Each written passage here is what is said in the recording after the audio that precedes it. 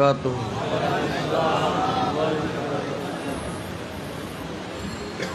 أعوذ بالله من الشيطان الرجيم.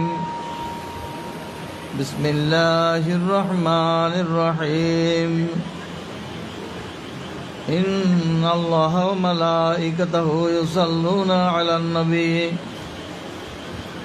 يا أيها الذين آمنوا صلوا عليه وسلموا تسليما. صلى الله على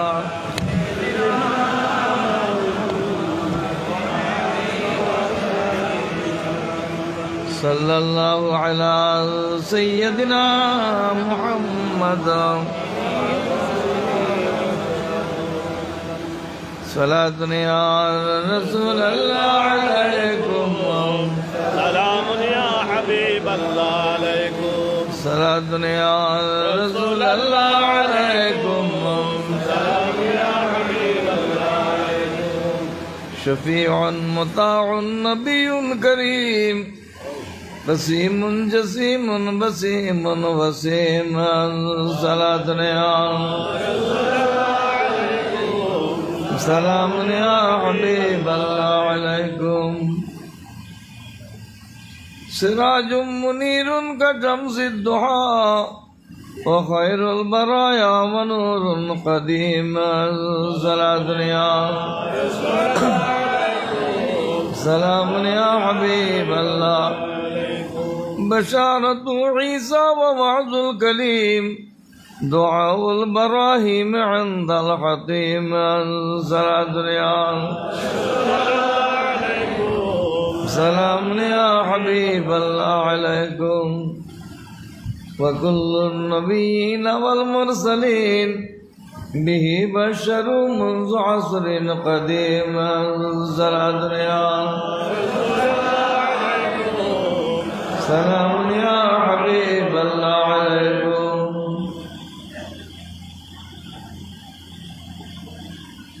أما بعد মাইকে ডিস্টার্ব করেন নাকি?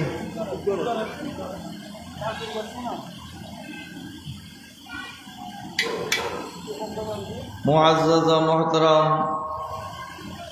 হযরত উলামায়ে আহলে সুন্নাত বিরাদরানে দ্বীন মিল্লাত রহমানি ওয়া রাহমাকুমুল্লাহ তাআলা।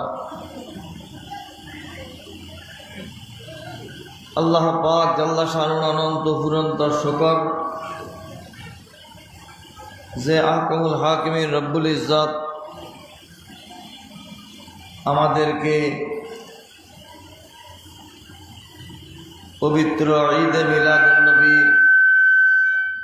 সাল্লাল্লাহু আলাইহি ওয়াসাল্লামের এই অনুষ্ঠানে অংশগ্রহণ করার তৌফিক দিয়েছেন। আলহামদুলিল্লাহ।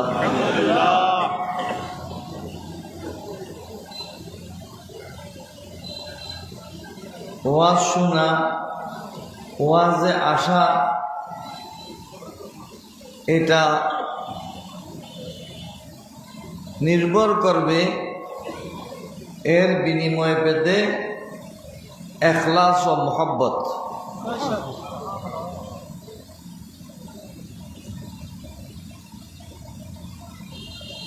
যদি একনিষ্ঠতার অভাব হয়, শর্ত স্বার্থ লক্ষ্য হয়,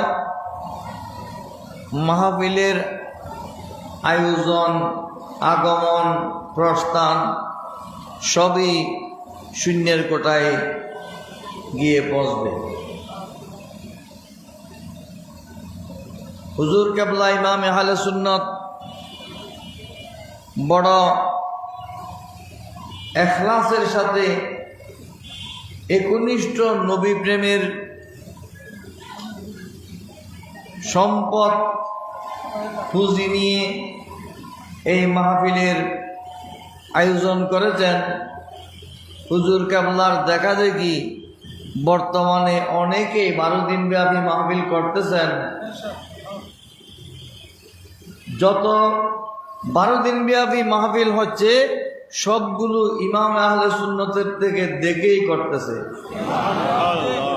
অতএব সব মাহফিলের সওয়াব আপনারা কি পাবেন না পাবেন হুজুর কেবলার ঝুলিতে সবগুলো পৌঁছে যাবে আলহামদুলিল্লাহ। আলহামদুলিল্লাহ।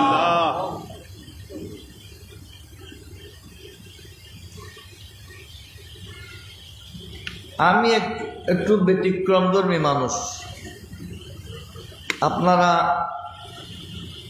আমাকে যারা চিনেন খুব কাছে থেকে, তারাও অনেকে বুঝেন না।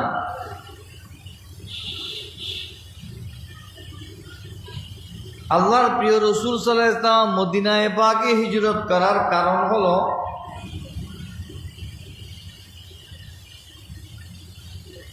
মদিনায়ে মুনাওয়ারা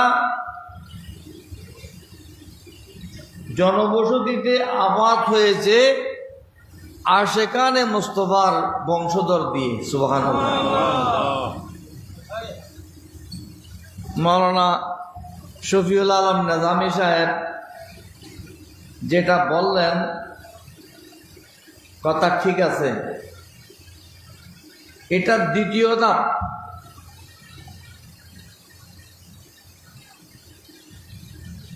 মদিনায়ে পাকে আবাদি প্রথম ধাপ হলো সৈয়দনা হযরত সুলাইমান আলাইহিস সালাম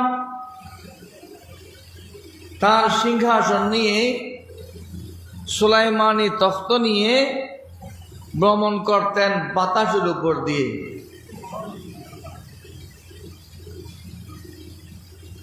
আজকে যে আমরা এরোপ্লেন ব্যবহার করি,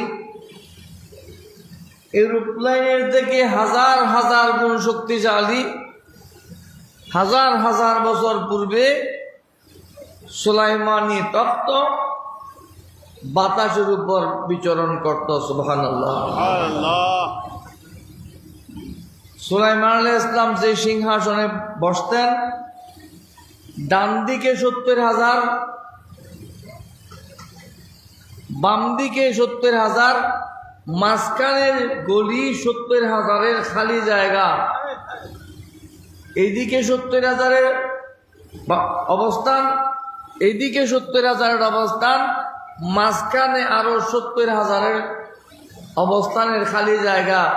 প্লেনের মাঝখানে একটা গলি থাকে না, বাসের দুই পাশে সিট থাকলে মাঝখানে একটা গলি থাকে না। সুলাইমানি তখ্ত কত বড়! এবার আপনি চিন্তা করে দেখতে পারেন, সেই সুলাইমানি তখ্তের 1000 ভাগের 1 ভাগ, লক্ষ ভাগের 1 ভাগও এরোপ্লেন অদ্যাবধি তৈরি হয়নি। সুবহানাল্লাহ। সুলাইমান আলাইহিস সালাম তখ্ত নিয়ে যাচ্ছেন, সব জায়গায় সিংহাসনে করে বাতাসের উপর দিয়ে বিচরণ করতেন। হঠাৎ করে তিনি কিছু জায়গা পায়ে হেঁটে গেলেন। এই জায়গার উপর দিয়ে তিনি সিংহাসন ব্যবহার করলেন না।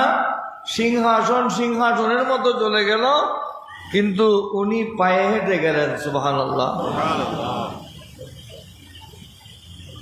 তখন ওনার উম্মতের কিছু উলামায়ে কেরাম তার কাছে এর ব্যাখ্যা চাইলেন। আই সুলাইমান নবী আল্লাহ, আপনি তো এই সুলাইমানি তখ্তের উপর আরোহণ করে ভ্রমণ করেন, এই মাঝখানে 3 মাইল পথ পায়ে হাঁটলেন কেন?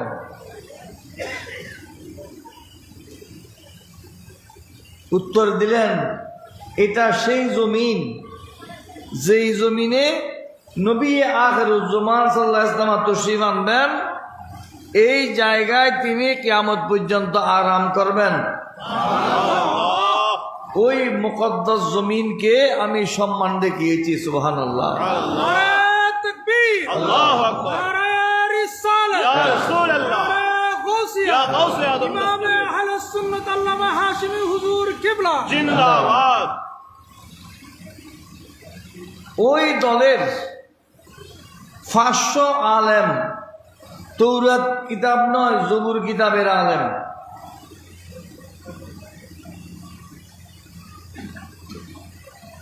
জবুর কিতাবের 500 আলেম, তারা সুলাইমান আলাইহিস সালামের কাছে আবেদন করলেন, ইয়া নবী আল্লাহ, আপনি যদি অনুমতি দেন আমরা এই জায়গায় বসবাস করব। সুবহানাল্লাহ। সুবহানাল্লাহ।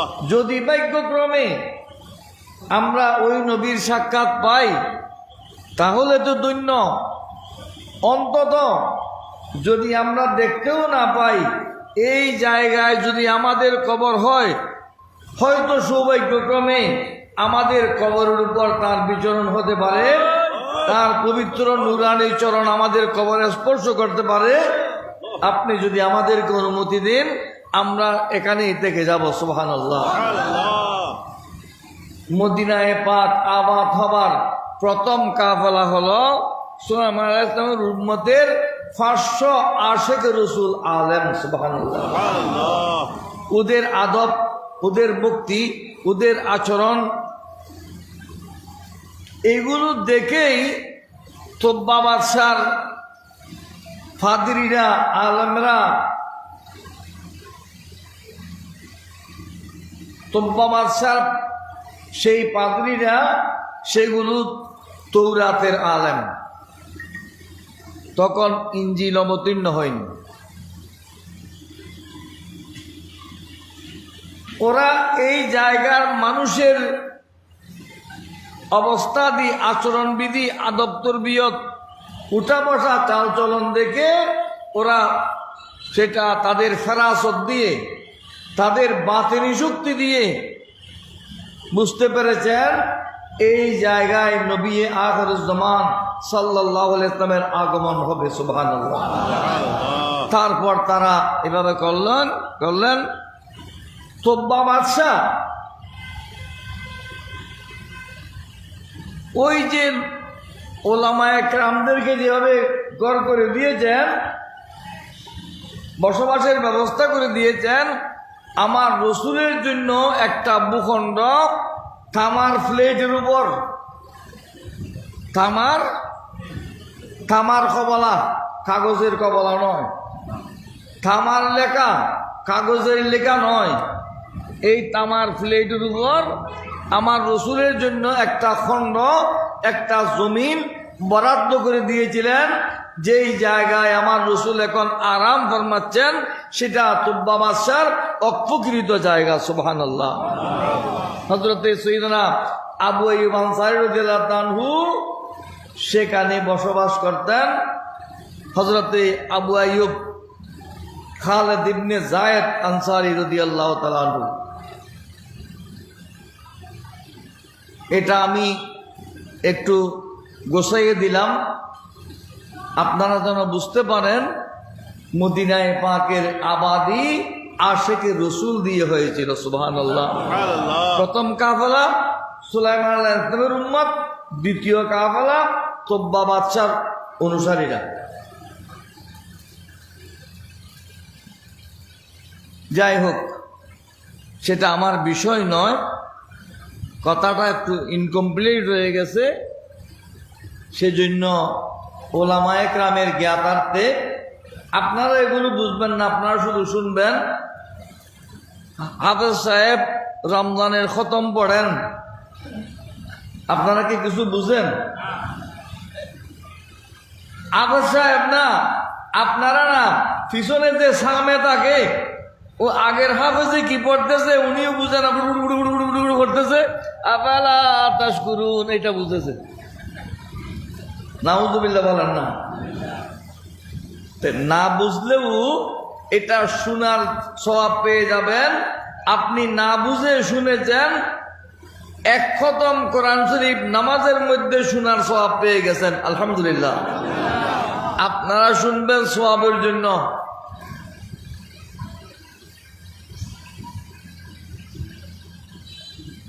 মাহফিলে শ্রোতা কয়জন আজকাল সেটা বিবেচনা করতে হয় না, 2-4-5 জন হলেও হয়ে যায়। কারণ এই যে এটা কি,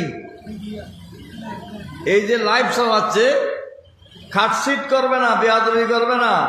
এখানে কিছু বেয়াদবির সংস্কৃতি আছে, সব জায়গায় থাকে, কাটসিট করে, এডিট করে, গুলো আমি বুঝি, জানি।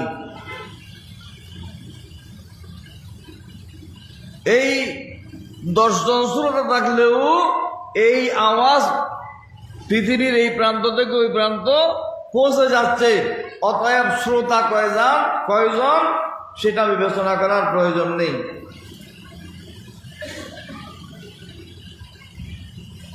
আল্লাহর প্রিয় রাসূল সাল্লাল্লাহু আলাইহি ওয়াসাল্লাম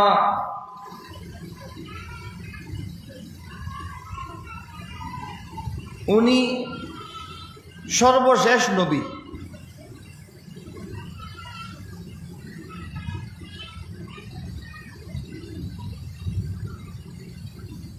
উনি প্রথম নবী, উনি শেষ নবী।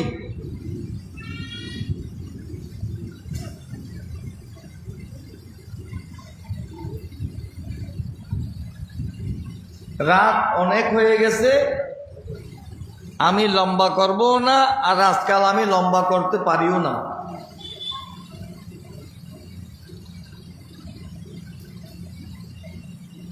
বুখারী শরীফের মধ্যে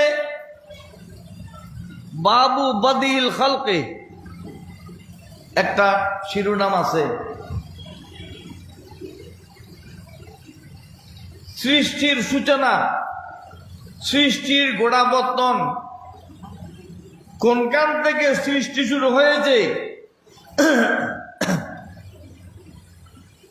এর উপর একটা শিরোনাম আছে।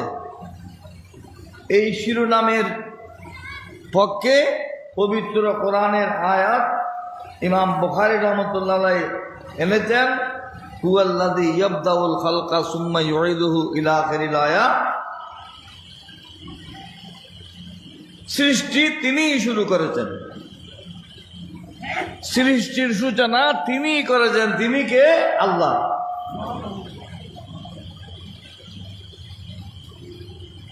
কিছুই ছিল না, তিনিই ছিলেন। একমাত্র আল্লাহ, আল্লাহ ছাড়া কিছুই ছিল না। আল্লাহ তার রুবুবিয়তকে প্রকাশ করতে ইচ্ছা করলেন।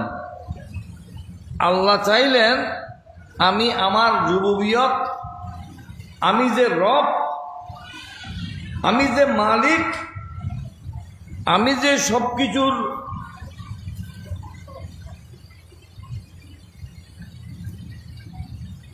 অধিকারী, সবকিছুর মালিক, সর্বভৌমত্বের অধিকারী, এটা প্রকাশ করতে চাই। কার কাছে প্রকাশ করব? কিভাবে প্রকাশ করব? একটা শুরু তো করতে হবে, সূচনা করতে হবে।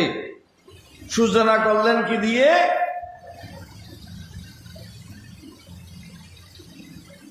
আমি মাহফিলে এসেছি 11টার পর, মাগরিবের পর এখানে কি হয়েছে আমি জানি? এগুলো কথা বলে না কেন? বাত আগে দিয়ে দেবে? মাগরিবের পরে কি হয়েছে আমি জানি? আপনারা যারা এসেছেন দেরিতে তারা জানেন। তাহলে মাগরিবের পর কি হয়েছে, তারপর কি হয়েছে, এশার পর কি হয়েছে, এরপরে কি হয়েছে, এগুলো জানবেন কে? যিনি শুরু থেকে ছিলেন, যিনি শুরু থেকে ছিলেন, মাহফিলের প্রথম থেকে ছিলেন, তিনি জানবেন কিভাবে হয়েছে, শেষ কিভাবে হয়েছে। কে জানবেন? যিনি শেষ পর্যন্ত থাকবেন। ঠিক কিনা? এটা সহজে বুঝতে পারছেন তো?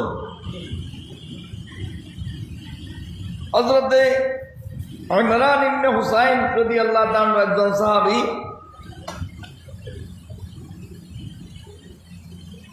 তার একটা দল নিয়ে আমার রাসূল সাল্লাল্লাহু আলাইহি ওয়াসাল্লামের দরবারে এসেছেন। এই বাবের মধ্যে ইমাম বুখারী রাহমাতুল্লাহ এই হাদিস এনেছেন।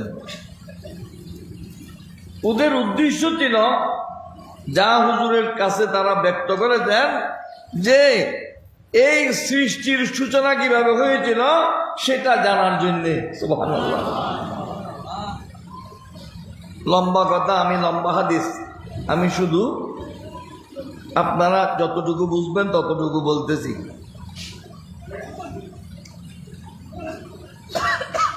সৃষ্টির গোড়াপত্তন সম্পর্কে হযরতে ইমরান ইবনে হুসাইন রাদিয়াল্লাহু তাআলা আমার রাসূলের কাছে জিজ্ঞেস করলেন। হুজুর সাল্লাল্লাহু আলাইহি ওয়াসাল্লাম উত্তর দেবেন, এমনি সময় বাইরে থেকে একজনে আওয়াজ দিয়ে, কে যেন একটা আওয়াজ দিল যে ইমরান ইবনে হুসাইনের ওট পালিয়ে গেছে।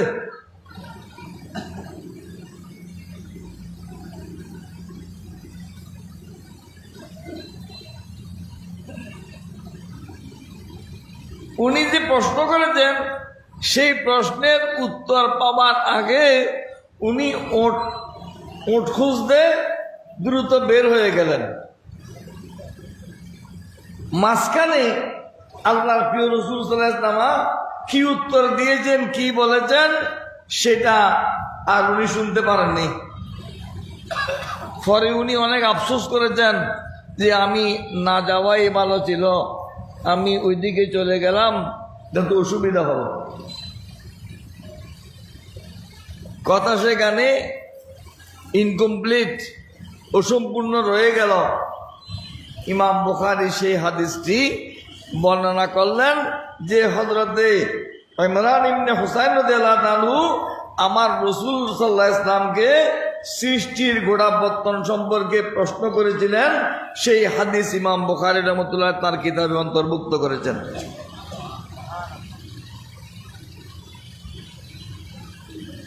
এখন সূচনা, সৃষ্টির সূচনা কোনখান থেকে হয়েছিল এই কথা বুঝবো কি করে? ইমাম বুখারী রাহমাতুল্লাহ কি অন্য কোন হাদিসে উম্মত সেটা বুঝতে পারার মতো কোন হাদিস এনেছেন? নিশ্চয়ই এনেছেন, আলহামদুলিল্লাহ। সাইয়েদনা হযরতে আব্দুল্লাহ ইবনে ওমর রাদিয়াল্লাহু তাআলা ইরশাদ ফরমাচ্ছেন, এটাও সহিহ বুখারী শরীফের রওয়ায়াত, কামা রাসূলুল্লাহ সাল্লাল্লাহু আলাইহি ওয়াসাল্লাম ফিনা খতিবা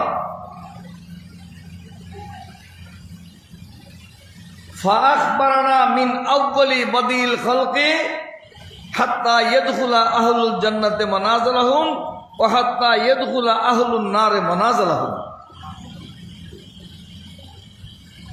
আমার রাসূল একদিন দাঁড়িয়ে গেলেন সাহাবায়ে কেরামের মজলিসে, দণ্ডময় হয়ে দাঁড়িয়ে এক দীর্ঘ খুতবা দিলেন, অনেক লম্বা খুতবা। এই খুতবাতে কি বলেছেন? ফাআখবারানা মিন আউয়ালি বাদিল খালকি হাত্তা ইয়াদখুলা আহলুল জান্নাতি মানাজিলাহুম ওয়া হাত্তা ইয়াদখুলা আহলুন নার মানাজিলাহুম।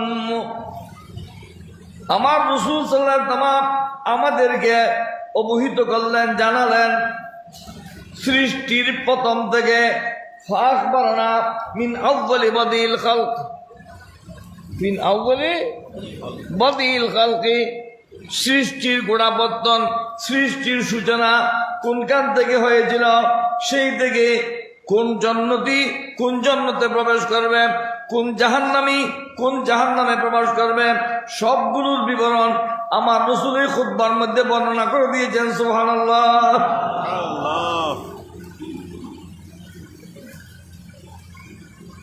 এই হাদিসের অনুবাদ করতেছেন বিশ্বকবি বুলবুলে সিরাজ হযরতে খাজা মুসলিহুদ্দিন সাদি শিরাজি রহমতুল্লাহ আলাইহি।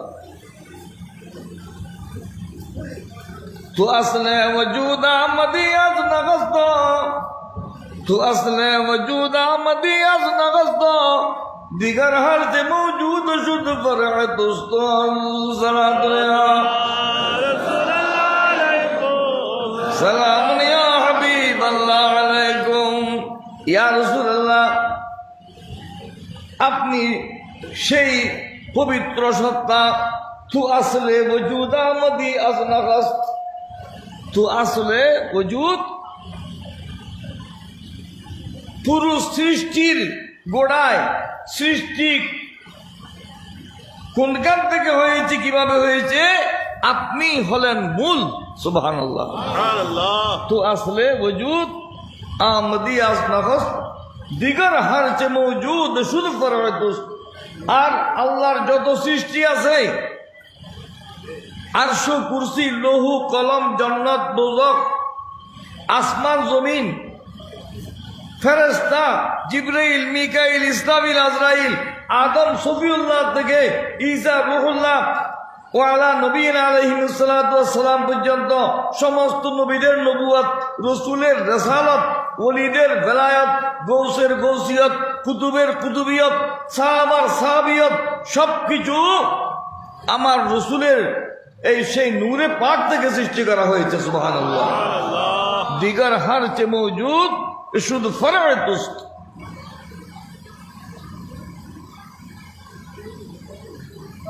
ছোট্ট একটা বিসি, ছোট্ট একটা বিসি। মৌলানা রুমি রহমতুল্লাহ বলতেছেন,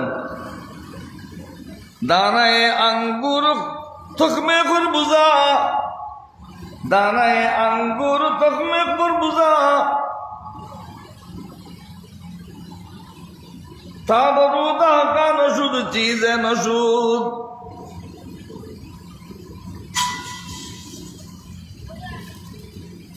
একটা তরমুজের বিচি, একটা আঙ্গুরের দানা যদি যোগ্য কৃষকের হাতে পড়ে, সেখান থেকে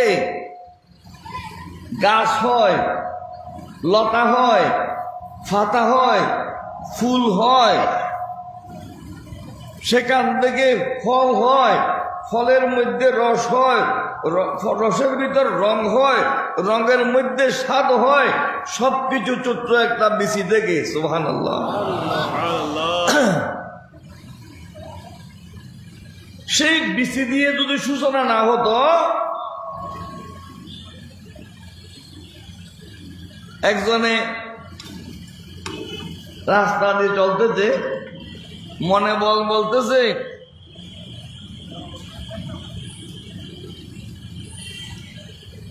আল্লাহর কাছে একেবারে কোনো বিচার নাই। নাউযুবিল্লাহ বলেন না।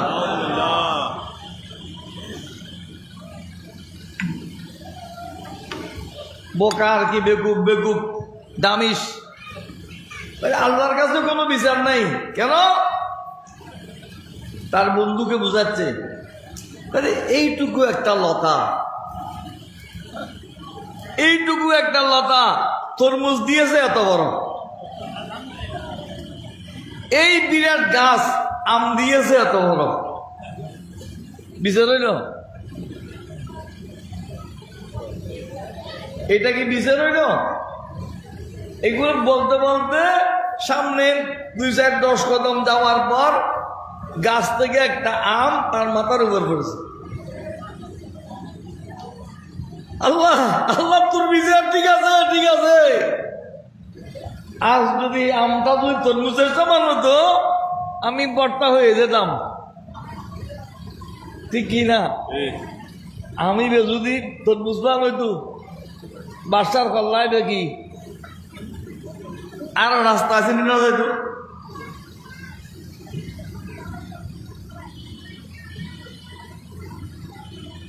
এইটুকু একটা লতা এত বড় একটা তরমুজ দিয়েছে, এই বিশাল গাছ এইটুকু একটা আম দিয়েছে। এগুলো আল্লাহর হিকমত। জেনুরে উস্ত পয়দার জবিনি, জেনুরে উস্ত পয়দার জবিনি, হামা কৌন মকাবা শদ মোহাম্মদ ওয়ালা দুনিয়া সালাম ইয়া হাবিবাল্লাহ আলাইকুম। ওই হাদিসের অনুবাদ। এগুলো আমরা শের হিসেবে পড়ি, এগুলো হাদিসের অনুবাদ। সৃষ্টির প্রথম থেকে কে বলতে পারবেন? যিনি সৃষ্টির সূচনা দিয়েছিলেন। সুবহানাল্লাহ। মাগরিবের পরে কি হয়েছিল? সেটা ওই ব্যক্তি জানবেন যিনি মাগরিবের পরে উপস্থিত ছিলেন। ইমাম বুখারী রহমতুল্লাহ আলাইহি এগুলোকে বলা হয় দালালাতুন নাস।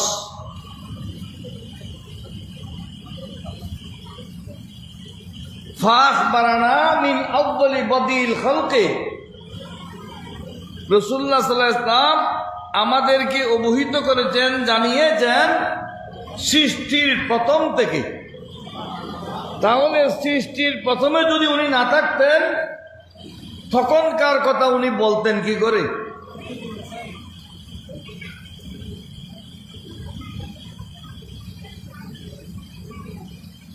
শেষ পর্যন্ত বিচার হওয়ার পর কোন জান্নাতে যাবেন, কোন জাহান্নামে যাবে, সে পর্যন্ত আমার রাসূল সবকিছু বলে দিয়েছেন। সুবহানাল্লাহ। এই জন্যে আহলে সুন্নাত ওয়াল জামাতের আকীদা হলো রাসূল আলেমে মা কান ওয়া মা ইয়াকুন। আলেমে মা কান ওয়া মা ইয়াকুন, যা ছিল যা হবে সবকিছু আমার রাসূল জানেন। সুবহানাল্লাহ। এটা আমার ব্যাখ্যা নয়, বাইহাকী শরীফের রওয়ায়াত, ইবনে আসাকিরের রওয়ায়াত, ইমাম জালালউদ্দিন সুয়ুতী রহমতুল্লাহ আলাইহি সাইয়্যিদুনা হযরত আবু হুরায়রা রাদিয়াল্লাহু তাআলা আনহু থেকে রওয়ায়াত করতে যান, লাম্মা খালাকাল্লাহু আদামা আরাহু বনিহি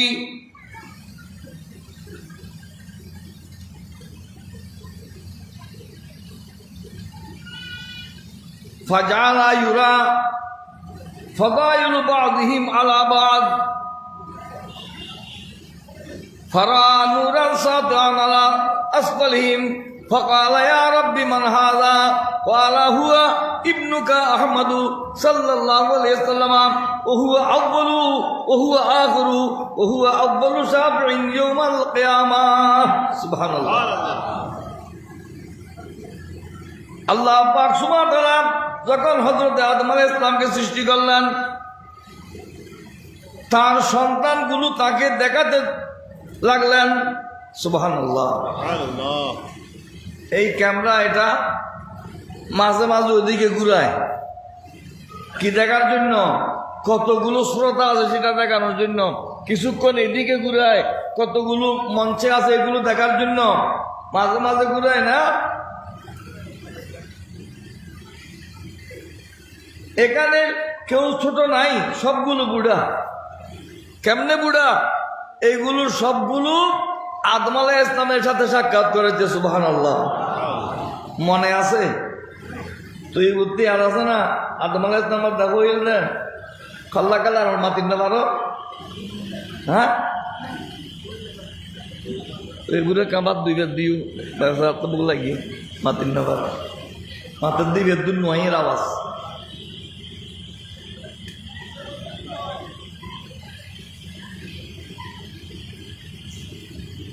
আদম আলাইহিস সালামের সাথে আমাদের সাথে সাক্ষাৎ হয়েছিল, কিন্তু আমরা ভুলে গেছি। এই ভুলে যাওয়া জাতির নাম ইনসান।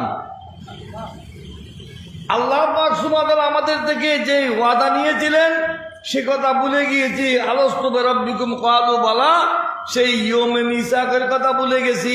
সেই ভুলে যাওয়া জাতির নাম ইনসান। আল্লাহ পাক সুবহানাহু ওয়া তাআলা হযরত আদম আলাইহিস সালামকে তার সন্তানগুলো দেখাতে লাগলেন। আদম, দেখো তোমার কতগুলো সন্তান। সুবহানাল্লাহ। পিপিলিকার মতো ক্ষুদ্র ক্ষুদ্র ক্ষুদ্র ক্ষুদ্র। কিয়ামত পর্যন্ত যত আদম সন্তান দুনিয়াতে আসবে,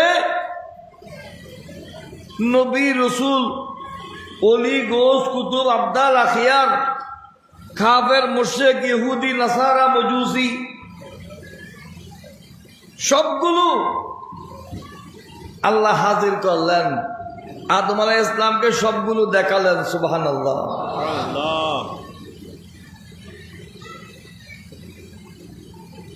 এই দেখার মধ্যে ফাজালা ইউরা ফাযাইলু বাযহিম আলা বায। এই বিশাল জনসমুদ্রের মধ্যে আদম আলাইহিস সালাম দেখতেছেন এখানে বড় ছোট আছে। সুবহানাল্লাহ, এখানে বড় ছোট আছে। মানে দেখা যাচ্ছে কারো মর্যাদা বেশি, কারো ফজিলত কম। ইউরা ফাযাইলু বাযহিম আলা বায।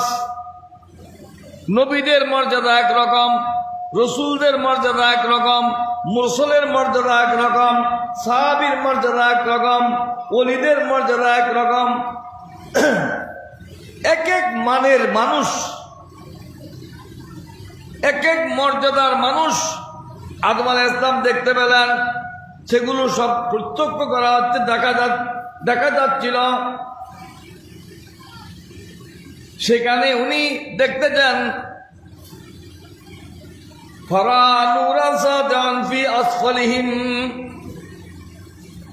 এই বিরাট জনসমুদ্রের মধ্যে একেবারে পিছন দিকে একটা দেখা যাচ্ছে উনি অনেক প্রজ্বলিত চমৎকার নূরানী।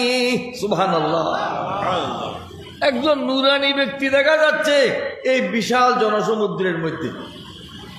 নবীদের নূর, রসুলদের নূর, মুরসালদের নূর, এর উপরও আরো উত্তম নূর দেখা যাচ্ছে।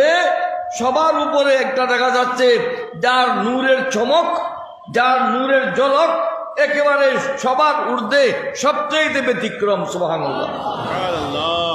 ক্বালা ইয়া রাব্বি মান হাযা। আদম আলাইহিস সালাম জিজ্ঞেস করেন, আল্লাহ উনি কে? সুবহানাল্লাহ, উনি কে? এতগুলো একেবারে আমার আওলাদ, এক এক রঙের, এক এক নূরানি চেহারা। ওইটা একেবারে পুরো মজলিস আলোকিত করে ফেলেছে। সুবহানাল্লাহ। ফারা নূরান সাতান ফি আসফালিহিম। উনি কে? ক্বালা হুয়া ইবনুকা আহমদু সাল্লাল্লাহু আলাইহি ওয়াসাল্লাম। উনি হলেন তোমার পুত্র আহমদ মুখতার, ইমামুল আম্বিয়া, সৈয়দুল মুরসালিন, মুহাম্মাদুর রাসূলুল্লাহ সাল্লাল্লাহু আলাইহি ওয়াসাল্লাম। ওনার নাম আহমদ।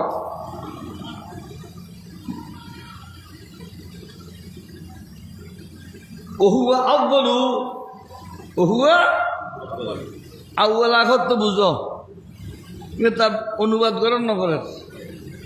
ওহুয়া আউয়ালু, ওহুয়া আখিরু। সৃষ্টির মধ্যে তিনি প্রথম, আগমনের মধ্যে তিনি শেষ। সুবহানাল্লাহ। এখানে যে বড় বড় মাহফিল হতো হুজুর কেবলার সময়, মাহফিলের শুরুতে হুজুর কেবলা ওয়াজ করতেন না? হ্যাঁ, আমাদের কাহিনী হুজুর কেবলা ওয়াজ করতেন কখন? সবার শেষে ওয়াজ করে মুনাজাত করতেন। যেটা বড় সেটা শেষে, যেটা বড় সেটা শেষে, যেটা বড় সেটা শুরুতে। মাহফিলের প্রোগ্রাম হবে, মাহফিলের প্রস্তুতি সভা হবে, মাহফিলের আয়োজন হবে, সবগুলো শুরুতে হুজুর কেবলা, শেষে হুজুর কেবলা। এটা যদি আপনারা বুঝতে পারতেছেন, আল্লাহ পাক সুবহানাহু ওয়া তাআলা হযরত আদম আলাইহিস সালামকে বলতেছেন হুয়া আউয়ালু, হুয়া আউয়ালু। সৃষ্টির প্রথমে উনি আউয়াল, উনি শুরু। হুয়া আখিরু, উনি সব নবীর শেষে আসবেন। সুবহানাল্লাহ। হুয়া আউয়ালু শাফিঈন, হুয়া আউয়ালু শাফিঈন। কিয়ামতের ময়দানে সর্বপ্রথম তিনি সুপারিশ করবেন। সুবহানাল্লাহ। রসুল কখন থেকে শুরু? যার শুরুতে কিছুই ছিল না। সুবহানাল্লাহ। এটা কত বছর আগের কথা, কতদিন আগের কথা?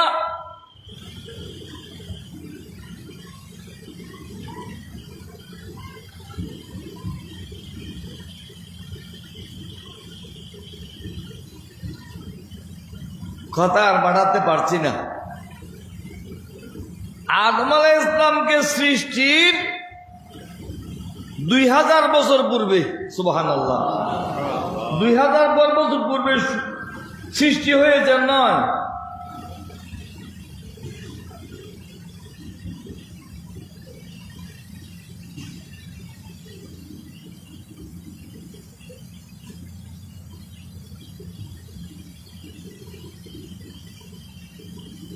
কুরাইশের এক ব্যক্তি কানাত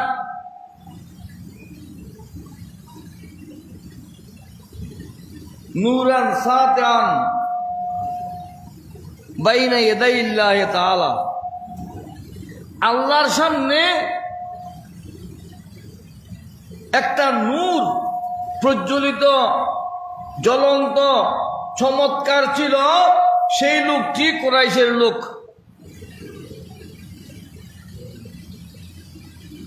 নাম বলতেছেন, আমার রাসূল ইরশাদ ফরমাচ্ছেন, কুরাইশের একটা ব্যক্তি, উনি নূর হিসেবে আল্লাহ পাক সুবহানাহু ওয়া তাআলার সামনে বড় প্রজ্বলিত চমৎকার অবস্থায় উজ্জ্বল হিসেবে থাকতেন। কাবলা আন ইয়াখলুকা আদামা বিআলফাই আম, আদম আলাইহিস ইসলামকে সৃষ্টি করার 2000 বছর পূর্বে। এগুলো আল খাসায়েসুল কুবরার মধ্যে জালালউদ্দিন সুয়ুতী রাহমাতুল্লাহ রওয়ায়াত করেছেন। এটা হযরত আব্দুল্লাহ ইবনে আব্বাস রাদিয়াল্লাহু আনহুর রওয়ায়াত। 2000 বছর মানে বুঝো কয় বছরে 2000 হয়? ক্যালকুলেটর দিয়ে পারবে না। ওই জগতের একদিন সমান এই জগতের 1000 বছর। সুবহানাল্লাহ। যেই জগতে সেটা ছিল, সেই জগতের একদিন সমান এই জগতের 1000 বছর। এইবার বাড়িতে গিয়ে ক্যালকুলেটর নিয়ে, মোবাইল নিয়ে হিসাব করে দেখবেন 2000 বছরে কত কোটি বছর হয়। সুবহানাল্লাহ। এটা প্রজ্বলিত ছিল, যে সৃষ্টি কখন সেটা বলতেছে না। এখন লাইট জ্বলছে মাগরিবের পর থেকে। এই লাইট কি মাগরিবের পরে লাগাইছে? না, অত জোরের পর লাগাইছে, সকালে লাগিয়েছে, হয়তো কালকেও লাগিয়েছে, না হয় ডেকোরেশন যখন হয়েছে তখন লাগিয়েছে। কখন লাগিয়েছে সেটা কেউ বলতে পারবে না, যিনি লাগিয়েছেন তিনি বলতে পারবেন, ঠিক কিনা? এই লাইটিং কে করেছে সেই জানবে যে এই লাইট কখন ফিট করা হয়েছে। যখন জ্বলতেছে মাগরিবের পরে, সেই থেকে আপনি আমি দেখতেছি। সাইয়েদনা হযরত আব্দুল্লাহ ইবনে আব্বাস রাদিয়াল্লাহু আনহু ইরশাদ ফরমাচ্ছেন, কুরাইশের এক ব্যক্তি নূর হিসেবে আল্লাহ পাক সুবহানাহু ওয়া তাআলার সামনে প্রজ্বলিত ছিল, জ্বলন্ত ছিল, উজ্জ্বল ছিল, নূরানি ছিল, নূর হিসেবে ছিল। কখন? কাবলা আন ইয়াখলুকা আদামা বিআলফাই আম, আদম আলাইহিস ইসলামকে সৃষ্টি করার 2000 বছর পূর্বে। এটা এই জগতের 2000 বছর নয়, ওই জগতের 2000 বছর। এটা জ্বলনের কথা যেই থেকে হিসাব করা যাচ্ছে। ওই বলতাম না, মাগরিবের পর থেকে লাইট জ্বলতেছে, লাইট চুপ, হয়তো এগুলো কালকেও ফিট হয়েছে বা সকালে হয়েছে। লাইট কখন শুরু হয়েছে সেটা কেউ বলতে পারবে না, যিনি ফিট করেছেন তিনিই জানবেন, ঠিক কিনা? অতএব কি বোঝা গেল? কখন ওই নূর সৃষ্টি হয়েছে সেটা আল্লাহ জানেন। সুবহানাল্লাহ। এটা জ্বলনের কথা শুরু করছে। তারপর কি হলো? ফালাম্মা খালাকাল্লাহু আদামা আলকা যালিকা নূর ফি সুলবিহি, যখন আদম আলাইহিস সালামকে আল্লাহ সৃষ্টি করলেন, ওই নূরটি আদম আলাইহিস সালামের পৃষ্ঠদেশে, আদম আলাইহিস সালামের ঔরসে ফিট করে দিলেন। সুবহানাল্লাহ। আদমের ভিতর ওই নূরটা ফিট করে দিলেন। এখন কি বোঝা গেল? ওই নূরের কথা বলতেছেন, যেই নূরের নাম মুহাম্মদুর রাসূলুল্লাহ সাল্লাল্লাহু আলাইহি ওয়াসাল্লাম।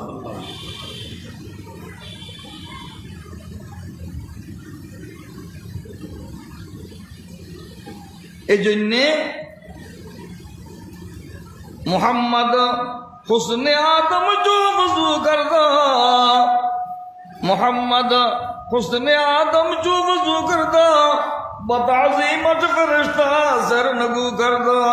সালাত আলাইয়া رسول الله عليكم سلام يا حبيب الله عليكم।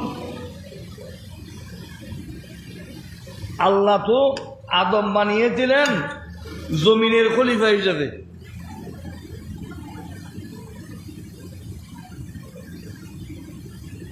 থাকতে বললেন জন্নতে। আল্লাহ পাক সুবহানাহু ওয়া তাআলা আদম আলাইহিস সালামকে সৃষ্টি করে এ কথা বলেননি, আদম আমাকে একটা সজদা করো। তা না বলে আদম আলাইহিস সালাম ফেরেশতাদেরকে, আল্লাহ ফেরেশতাদেরকে বললেন, ওই যে ক্বালা রাব্বুকা লিল মালাইকাতি ইসজুদু লি আদমা, এই ফেরেশতারা তোমরা আদমকে সজদা করো। কেন আদমকে সজদা করব কেন? এই কথা যে প্রশ্ন করেছে সে শয়তান হয়েছে, ইবলিস হয়েছে, মলউন হয়েছে। সুবহানাল্লাহ। যা নির্দেশ তা মানার নাম ঈমান। ফেরেশতারা কি করলেন? ফাসাজাদু, তারা তাৎক্ষণিক সিজদা করলেন। কেন করলেন? আদম আলাইহিস সালামকে সিজদা করবে কেন? শয়তানের তো যুক্তি ছিল,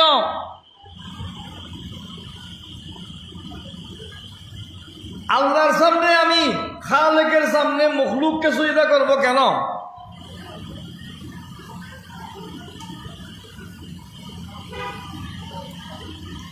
খালেকের সামনে মখলুককে সিজদা করব কেন? এটা তো আজাজিলের প্রশ্ন ছিল, প্রশ্নের মধ্যে যুক্তি ছিল, কিন্তু সেই যুক্তি এখানে চলে না। আল্লাহ যেটা নির্দেশ দিয়েছেন সেটা মানার নাম ঈমান। সুবহানাল্লাহ। আদমকে সিজদা করতে বলা হলো কেন? মুহাম্মদ হুসনে আদম জো বজু কর দাও, বতাজিম ফেরেশতা সর নগু কর দাও।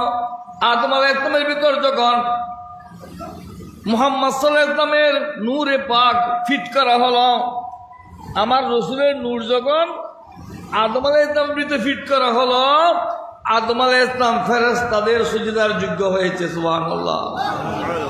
এটা নূরে মুহাম্মদী সাল্লাল্লাহু আলাইহি ওয়াসাল্লামের তাজিম, আদমের তাজিম নয়, আদমকে সিজদা নয়। মুহাম্মদ হুসনে আদম জো বজু কর দাও, বতাজিম ফেরেশতা সর নগু কর দাও। ফেরেশতারা তাকে সিজদার যোগ্য হয়েছেন কেন? তার ভিতরে নূরে মুস্তাফা, নূরে মুহাম্মদী সাল্লাল্লাহু আলাইহি ওয়াসাল্লাম ফিট করা হয়েছে। সেটা আমার রাসূল ইরশাদ করতেন, ক্বালা ফাআহবাতানি আল্লাহু ইলাল আরদি ফি সুলবি আদম। আমার রাসূল ইরশাদ ফরমাচ্ছেন, আল্লাহ পাক সুবহানাহু ওয়া তাআলা হযরত আদম আলাইহিস সালামের ভিতর ফিট করে আমাকে দুনিয়াতে পাঠিয়ে দেন। সুবহানাল্লাহ। দুবাই যায় পায়ে হেঁটে, হ্যাঁ কিসে করে? একটা বাক্সের ভিতর বসে, সে বাক্সের নাম কি? ফ্লাইট। এটা বিমান হতে পারে, এটা আরেক নাম হইতে পারে, বিভিন্ন নামের ফ্লাইট আছে না? এই মানুষগুলো, প্যাসেঞ্জারগুলো যখন প্লেনের ভিতর বসেছে তখন প্লেন চালু করবে, ঠিক কিনা? আমার রাসূল ইরশাদ ফরমাচ্ছেন, ফাআহবাতানি আল্লাহু ইলাল আরদি ফি সুলবি আদম। আদম আলাইহিস সালামের পৃষ্ঠদেশে ফিট করে আল্লাহ পাক সুবহানাহু ওয়া তাআলা আমাকে জমিতে পাঠিয়েছেন। সুবহানাল্লাহ। আদম পাঠানো মকসুদ নয়, আমার রাসূলকে পাঠানো মকসুদ। সুবহানাল্লাহ। শুধু প্লেন তো এয়ারপোর্ট থেকে যাবে না, প্লেন যাবার উদ্দেশ্য কি? প্যাসেঞ্জার নেওয়া। আদম আলাইহিস সালাম বলেন বাহন, এটা ফ্লাইট। প্যাসেঞ্জার কে? নূরে মুস্তফা সাল্লাল্লাহু আলাইহি সাল্লাম।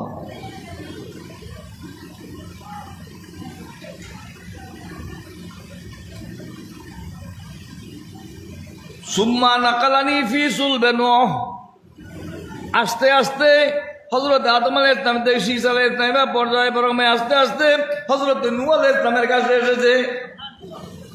সুম্মা কাযাবা বি ফি সুলবে ইব্রাহিম, সেখান থেকে আস্তে আস্তে হযরত ইব্রাহিম আলাইহিস সালামের কাছে আসেছে। কি আসতেছে? ওই নূরে মুহাম্মদী সাল্লাল্লাহু আলাইহি ওয়াসাল্লাম আসতেছে। সুবহানাল্লাহ। এভাবে আস্তে আস্তে আমার আব্বা আম্মার কাছে এসেছে। সুবহানাল্লাহ। হাত্তা আদখালানি ফি সুলবে আবওয়াইয়া, এভাবে আস্তে আস্তে আমার আব্বাজান আম্মাজানের কাছে এসেছে। তারপর আমি দুনিয়াতে এসেছি। আল্লাহ পাক সুবহানাহু ওয়া তাআলা আদম আলাইহিস সালামকে বলেছেন উনি প্রথম, উনি শেষ। সুবহানাল্লাহ। অতএব এগুলোর ওয়াজ প্রতি বছর হয়, সব সময় হয়। এগুলো বললে অনেক লম্বা কথা আছে, বিভিন্ন হাদিস আছে। যে বিশ্বাস করে না তার ঈমান শুদ্ধ নাই, তার নামাজ রোজা হজ যাকাত জিকির আজকার তাসবিহ তাহলিল সব বেকার। ওহাবিদের মধ্যেও কিছু লোক আছে এটা স্বীকার করে। আশরাফ আলী থানভী উনি এইগুলো লিখেছেন।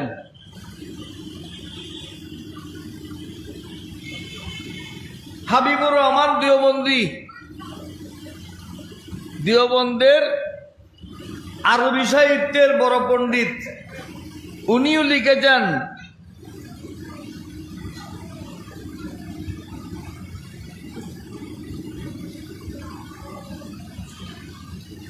আউয়ালুল মখলুক ফি ইলমিল আজল। তা শের আছে, আমি কথা বাড়াচ্ছি না। আউয়ালুল মখলুক ফি ইলমিল আজল, উনি প্রথম সৃষ্টি। সুবহানাল্লাহ। ওনার থেকে হযরতে খাজা শিহাবুদ্দিন ওমর সোহরাওয়ার্দী রহমতুল্লাহ আলাইহি গৌস পাক জাতানুর খলিফা, যেটা আমাদের সজরার মধ্যে, মাইজবেন্ডারের সজরার মধ্যে, মনে পাকের সজরার মধ্যে এটা লেখা আছে কি গৌস পাকের পরে হযরতে খাজা শিহাবুদ্দিন ওমর সোহরাওয়ার্দী রহমতুল্লাহ আলাইহি উনি আওয়ারিফুল মাআরিফ একটা কিতাব লিখেছেন। ওই কিতাবের মধ্যে লিখেছেন আল্লাহ পাক সুবহানাহু ওয়া তাআলা যখন জমিন সৃষ্টি করতে চাইলেন, আল্লাহ তো হুজুর সাল্লাল্লাহু আলাইহি ওয়াসাল্লামের নূর থেকে আরশ, কুরসি, লৌহ, কলম এই সেই সবগুলো সৃষ্টি করেছেন না। ফানিও আমার রাসূলের নূর থেকে সৃষ্টি করেছেন। এখন এই ফানির উপর জমি সৃষ্টি করার ইচ্ছা করলেন।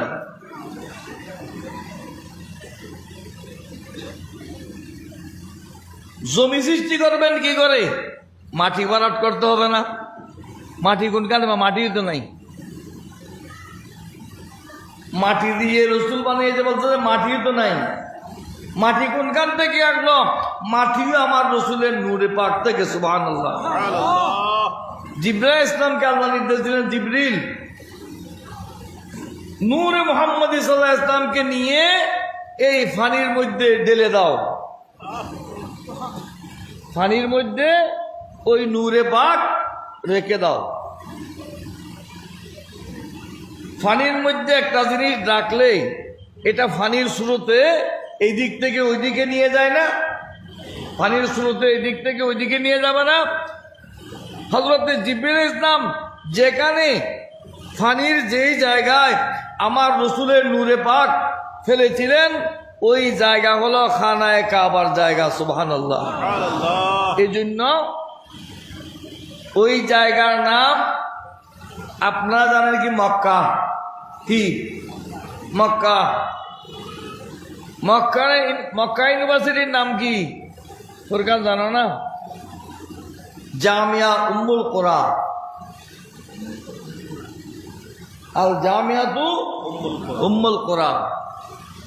উম্মুল কোরা ইউনিভার্সিটি উম্মুল কোরা মানে উম্মানি আসল, কোরা কোরিয়ার বহু বচন, কোরিয়া মানে গ্রাম।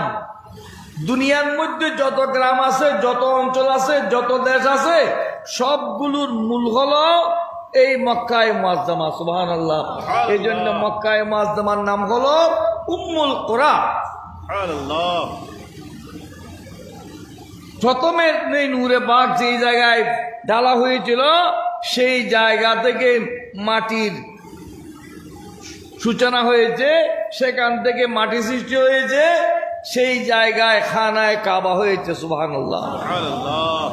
হযরতে জিবরাইল আলাইহিস সালাম আদম আলাইহিস সালামকে নিজের ডানা দিয়ে ওই জায়গাটি চিহ্নিত করে দিয়েছিলেন, সেই জায়গায় খানায় কাবা হয়েছে। সুবহানাল্লাহ। সুবহানাল্লাহ। ফানির স্রোতে ওই নূরে পাক ফানির স্রোতে টেনে নিয়ে যেই জায়গায় স্থির হয়েছিল, সেই জায়গা হলো আমার রসুলের রজায়ে পাকের জায়গা। সুবহানাল্লাহ। সুবহানাল্লাহ। নূর যেখানে প্রথমে ঢালা হয়েছিল, সেই জায়গা হলো খানায় কাবা। নূর যেখানে স্থির হয়েছিল, সেই জায়গার নাম মদিনায়ে তৈয়বা, মাকামে তিবা। মাকামে তিবা, যেই জায়গায় মেরাজ রাত্রিতে আমার রসুল 2 রাকাত নামাজ পড়েছিলেন। সুবহানাল্লাহ। সুবহানাল্লাহ। অতএব আশা করি সংক্ষেপে বুঝতে কষ্ট হবে না যে সৃষ্টির শুরুতে আমার রসুলের নূরে পাক, সেই থেকে আর সবগুলো যেভাবে তরমুজের বিচি থেকে এই লতা হয়েছে, পাতা হয়েছে, ফুল হয়েছে, ফল হয়েছে, রস হয়েছে, রং হয়েছে, স্বাদ হয়েছে, সবকিছু একটা বিচি থেকে এই 18,000 আলমার জগৎ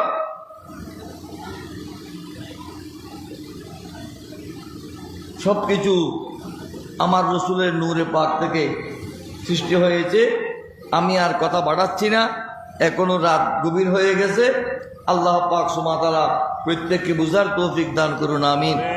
এই আকীদা, এই বিশ্বাস রেখে চলতে হবে।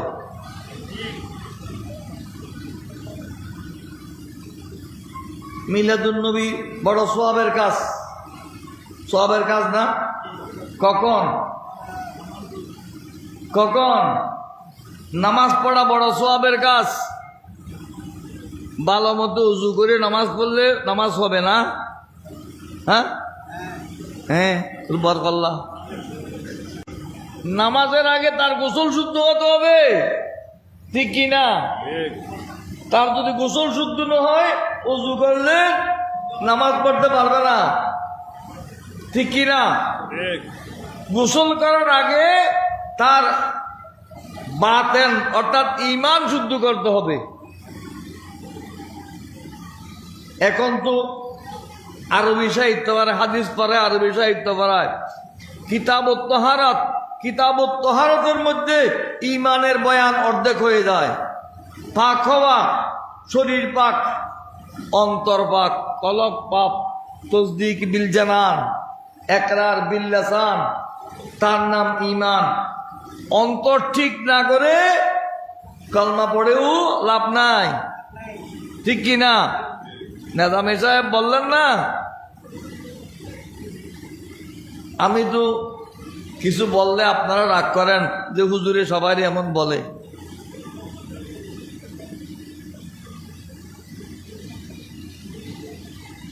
হালাল ইনকাম ছাড়া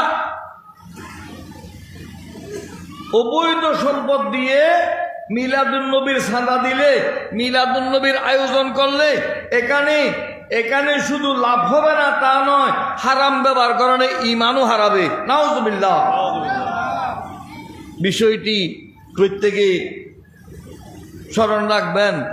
বললেন না, আমার রসুল বাই বানিয়ে দিয়েছেন, বাইকে কি 2টা স্ত্রীর মধ্যে একটা কি বাইকে দিয়ে দিচ্ছেন।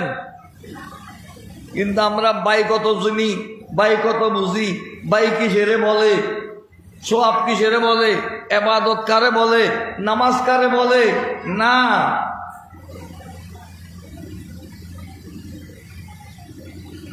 একজনের গরু মারা গেছে, একটা গরুর দাম 1,00,000 টাকা। আফসোস করতেছে, হাই রে আমার গরুটা মরে গেল। বাড়ির আঙ্গিনায় যাওয়ার পর দেখতেছে পুকুরের মাছগুলো মরে বেশি উঠছে। হাই রে আমার এতগুলো মাছ মরে গেল। ভাই আমি কার দোষ করেছি? আমি কার দোষ করেছি? বলে না, ওই যে গরিবের ছাগল মেরে ফেলেছিলে, আল্লাহ তোমার গরু মেরে ফেলেছে, আল্লাহ তোমার মাছ মেরে ফেলেছে। মিলাদুন নবীতে লাভ নাই।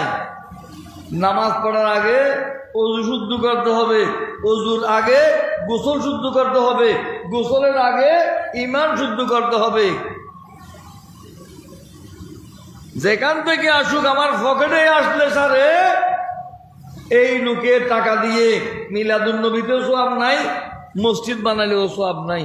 আল্লাহ আমাদেরকে বুঝার তৌফিক দান করুন। আমিন। আসসালামু আলাইকুম ওয়া রাহমাতুল্লাহি ওয়া বারাকাতুহু।